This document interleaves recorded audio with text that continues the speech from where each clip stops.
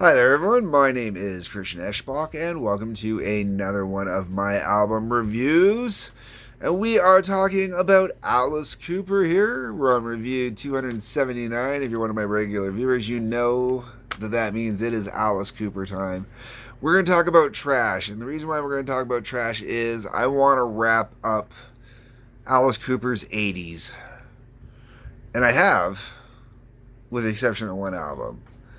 After this is done, the only album from the 80s left to do is Dada, but I am waiting to review Dada because I am hoping to get it signed, my vinyl copy, to get it signed by Alice Cooper first. That is the goal. The ultimate goal is to get that album signed before I review it. Hopefully at this tour I'll find a way as I go to see him on September 11th. Which will be before you get to watch the video for this. And I may have even covered the concert by then.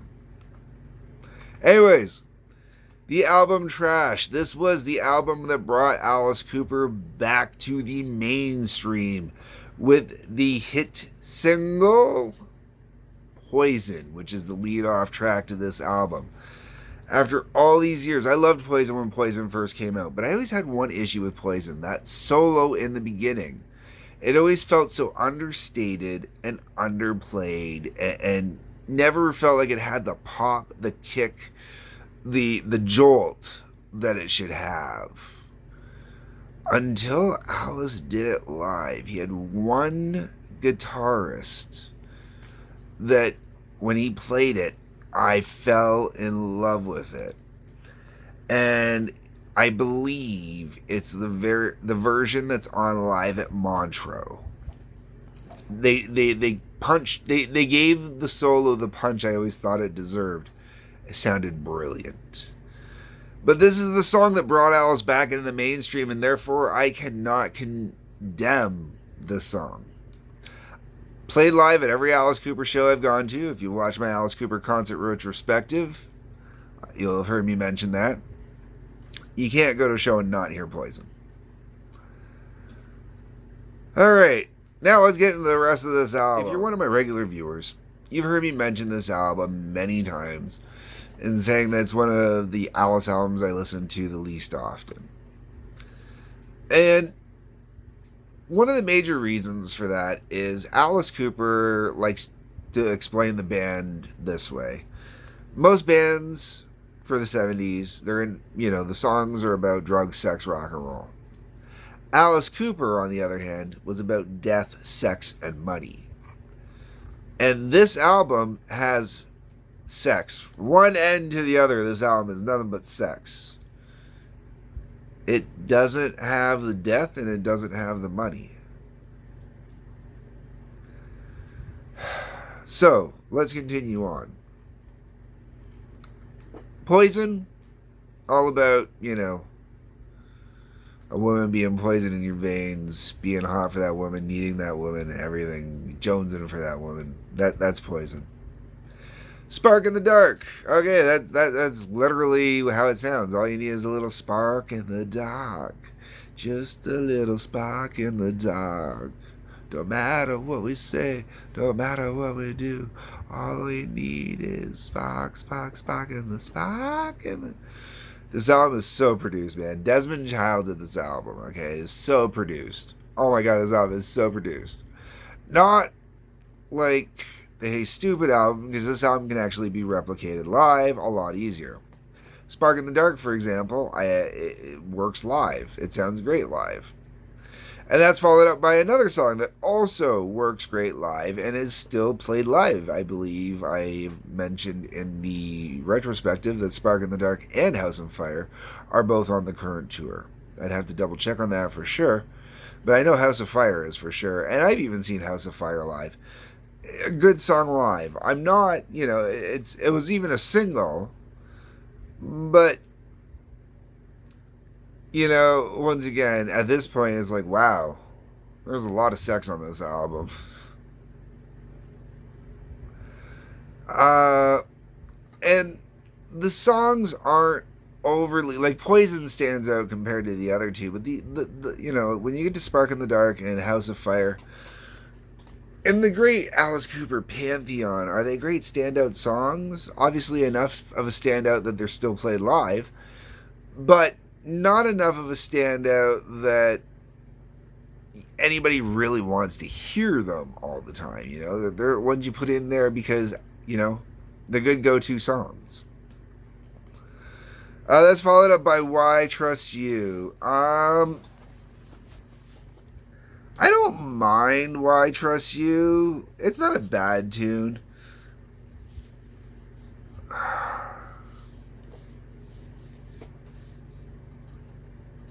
Great album cut. Let's go with that. I really enjoy it as an album cut.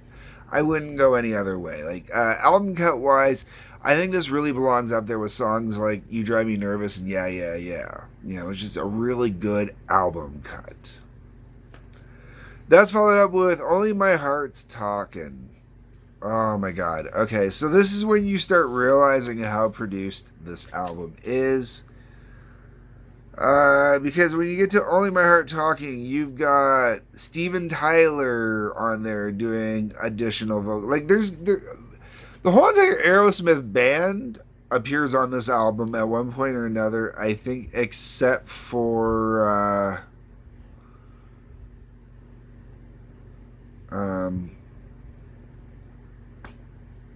Brad Whitford. Brad Whitford is the only one from Aerosmith that doesn't appear on this album. You've got Richie Sambora and John Bon Jovi appearing on this album as well.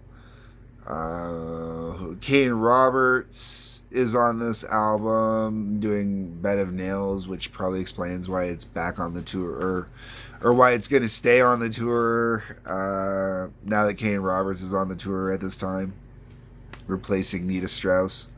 And I would be more upset about that if I hadn't already seen Nita Strauss live. I've never seen Kane Roberts live. Only My Heart's Talking, though, not a bad tune.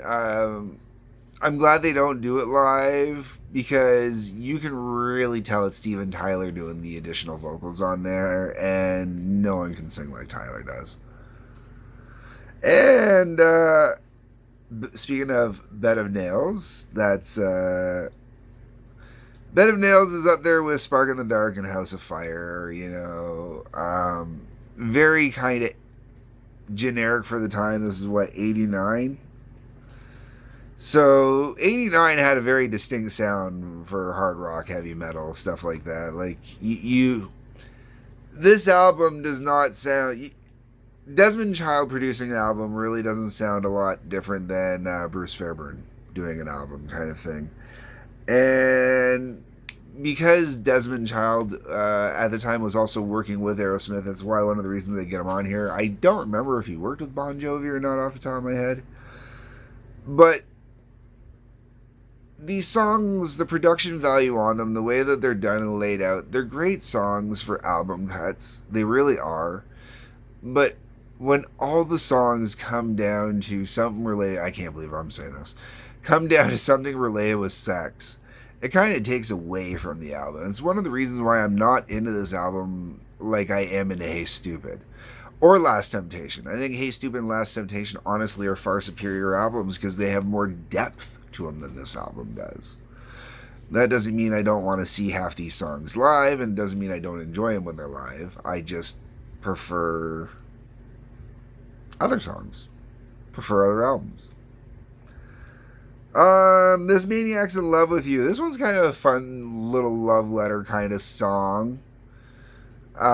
Except for high pace, a little more energy to it. I really dig it that way. Then we get into the song Trash. Oh my god. Cancel culture could take Alice alive for this one. Oh my god. In this day and age, oh my god. This is all the other songs on this album, sex-wise, most of them, except for I haven't gotten to one other one yet.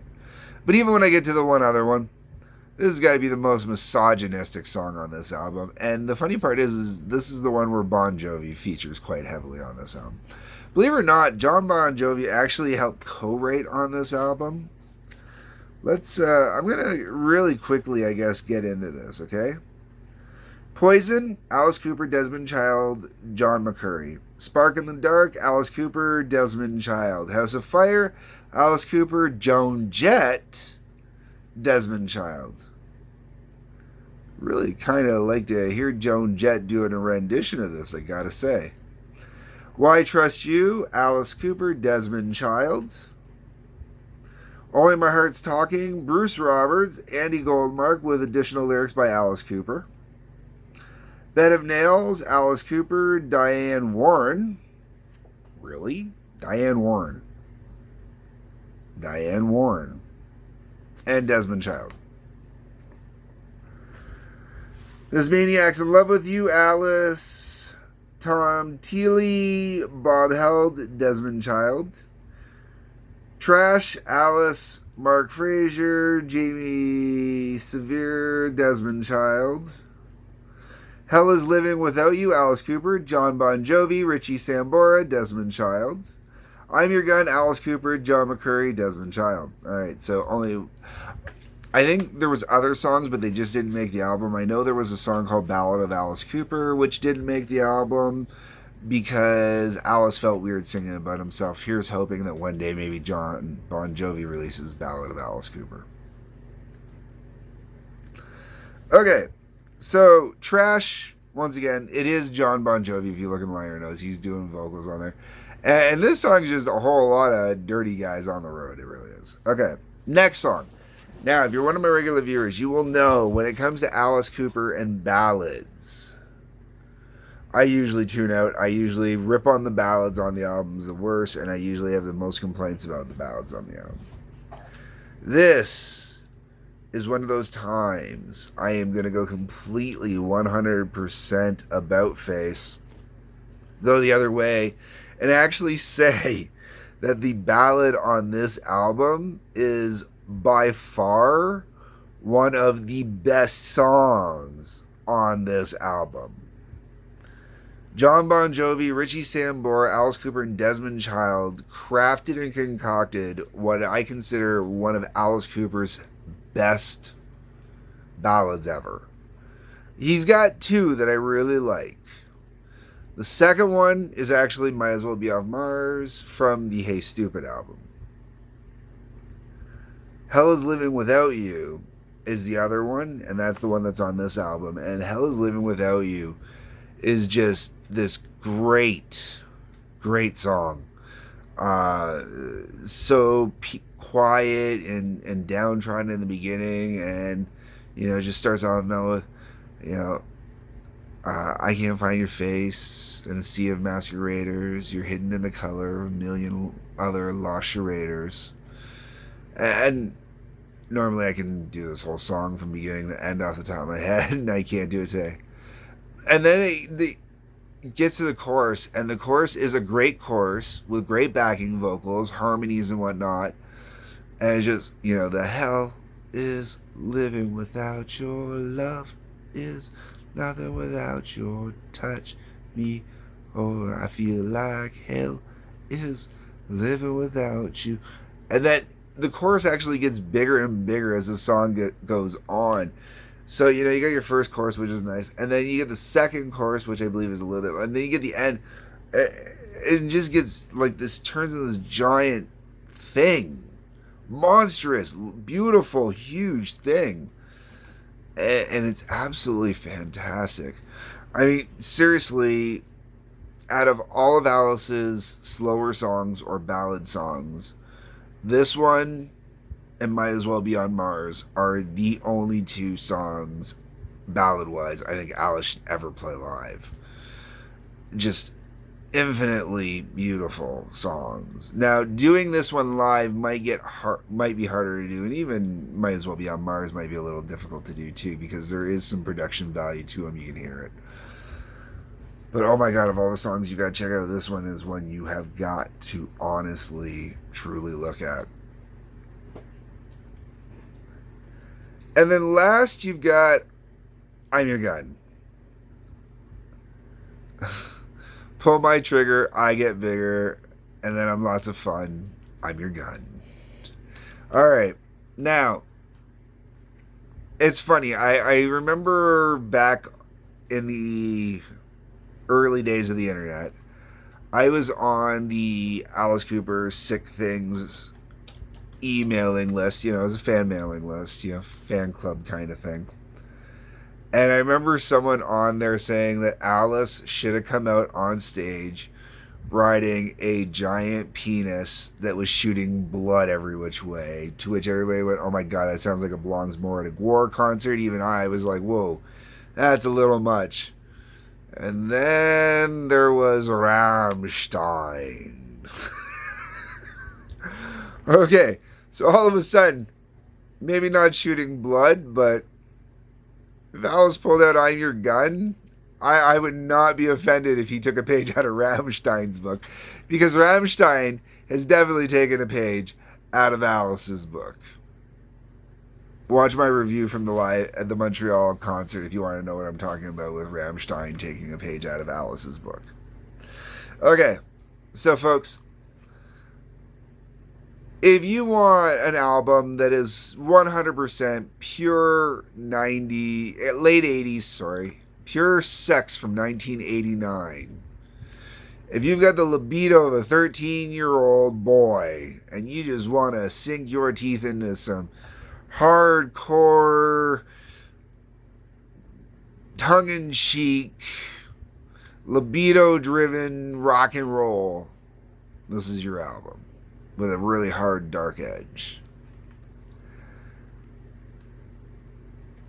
I really wish Hell Is Living Without You would be added to the set list. Going to see Alice on this next live tour. I know that Poison's going to get played, and with Kane Roberts being there, I'm really hoping that means we're going to get Bed of Nails. Outside of that, Hell Is Living Without You is the only other song off this album I really want to see Alice do live, unless he wants to borrow Rammstein's stage set and do "I'm Your Gun." That would be hilarious. Way too graphic for Alice, but hilarious. Absolutely hilarious. Alright, folks. Let me know what you think. That's what the comments section is for. I know that there are many people that are going to see this album differently than I do, and that's okay. I'm cool with that. You can tell me so in the comments section. Hit that like button, hit the subscribe button, hit the notifications button. That way you find out when new videos come out. There is a link below that will take you to Patreon, where you can throw me a few bucks if you wish. Peace, love, take care.